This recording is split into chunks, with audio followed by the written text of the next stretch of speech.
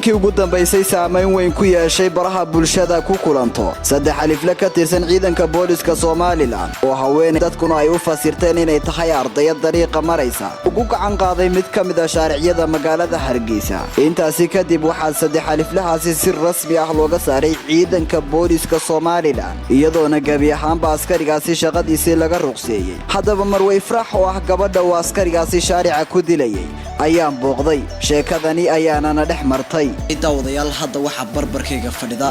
Farax Cabdi Yuusuf oo ahayd gabadhii ninkeeda oo booliska ciidamada booliska Soomaaliland ka tirsan uu ku farsaaray bartamaha suuqa magaalada Hargeysa. bal Farax adigoo ku soo dhawaanaya telefishinka Star bal arrinku halkii uu ka soo bilaabmay sida arrinku wax u dhaceen bal annaga iyo bulshada ku daawanaysa bal faahfaahin naga sii. dibana ahayd maanta dhawaato loo shaaraca lagu dilayay ninka askariga dilayay waxaan ahaa gabadhiisii muddo badan way soconaysay imiko kaliya tamaha dhowr goor oo hore ay saasi ugu dhacday oo badan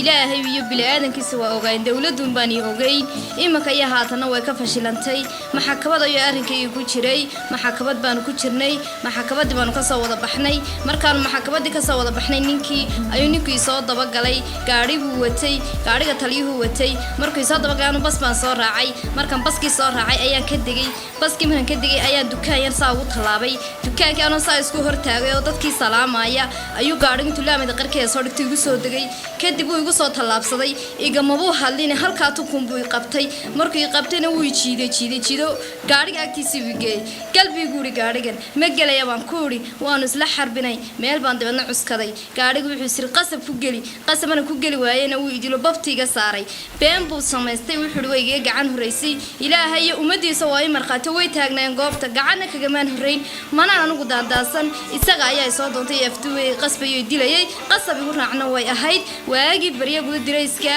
uu igu hanjabi jiray iyo baaskooladu xiran yahay sakad walba iyo luuq walba uu ii galay naftii ilaahay igari ayuu soo keenay dirayska umadu waxay ma jirtay ninkan dirayskan ku labisan yahay inuu aniga ii soo xidho uu labisan yahay 24 saacadood horteeda ayuu taagnaa jiray isagoo ii labisan oo kolba qoriisita kol baaskooladiisa sita oo dadku marxaatiyin isagoo saa u sita inuu saa igu dhaaranayo oo baaskooladiisa soo iskooga soo jaro igu dhahdaan kugu tuujin waayo had dariiq walba way igu dilaya imakada aan la hadlayo ay igu daran tahay qol ayaan ku jiraa dibadda uma baxo nawdaas ii dhaaranaya amaan ayaan la ahay haweeney macbuudka ayaa ciidamo malaakay diray inaanan garanayn ba ilaahay igu og yahay dadkii alaanka iga duubay kamarada wallahi baanan garanayn oo billahi inaanan garanayn iyo is wax alla waxay ahaayeen anigoo madluuna markii la iga furfuray in xaafadeedii tagay ayuu fiidiyoogu magaalada ku dhacay magaalada qaylinaysa ayuu ku hambareeyon arkay. Cabdirashiid Maxamed Cabdirashiid Hudhud telefishinka caalamiga Star TV